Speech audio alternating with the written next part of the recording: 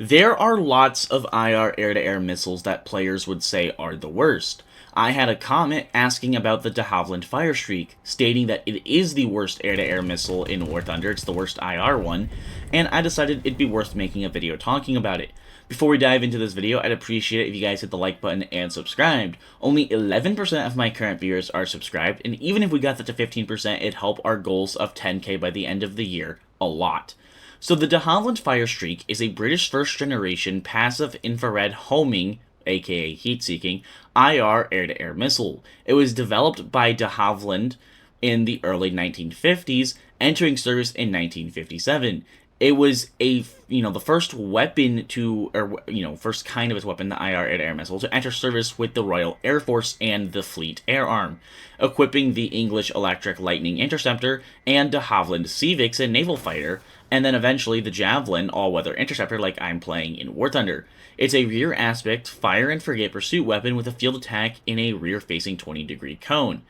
Now, obviously that is the information we have on the missile. And in War Thunder, it's a wee bit different. So the FIRESTREAK is a interesting missile because it's the third of its kind to enter service, and entered service the year after the US AIM-4 Falcon and AIM-9 Sidewinder entered service. And the issue is, the FIRESTREAK was larger and almost twice as heavy as both of those, which is really weird to think about. It carried a much larger warhead. Otherwise, it had very similar performance in terms of speed and range. It's a very complex system in real life. It was a very hard missile to maintain as far as I remember, with a very unusual internal design requiring the launch aircraft to provide both cooling for its valve-based electronics and heating to prevent various modes of moving parts from freezing prior to launch. The improved variant of the FIRESTREAK was in the Operation Requirement Project for the F-155, but that ended when the project was canceled in 1957. And the thing is, that's interesting to me, how long this missile stayed in service for.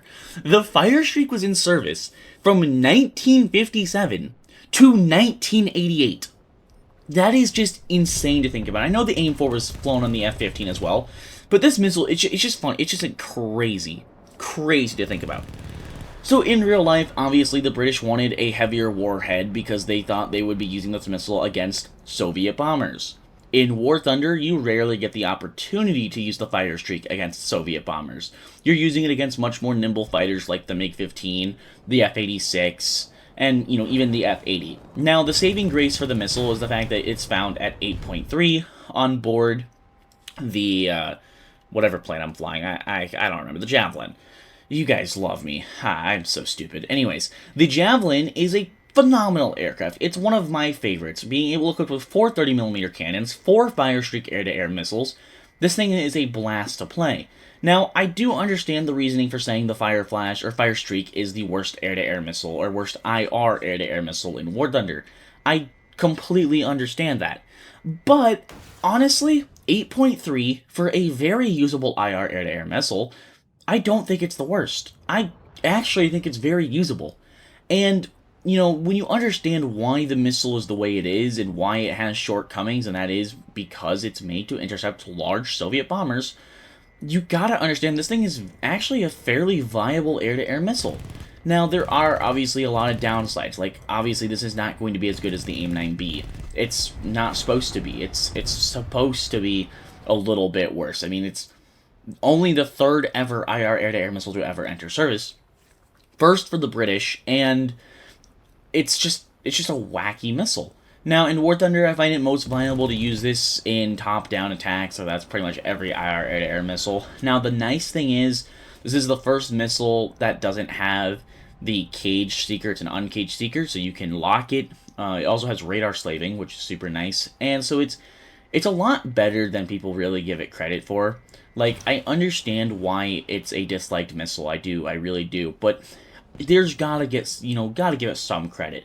When this thing is able to be used properly, at 8.3, there's not a whole lot of room to complain about it.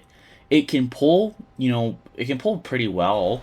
The downside I have to it is it's a 13-second guidance time.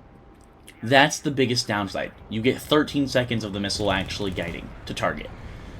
Anyways, I want to know your thoughts down below in the comments. Do you guys like the Firestreak? Do you think it's a good air-to-air missile, a bad air-to-air missile? What are your thoughts on it? Let me know down below in the comments. Please make sure to hit the like button and subscribe. Join the Discord link down below in the description. Hope you guys have enjoyed this video, and I will see you guys in the next one.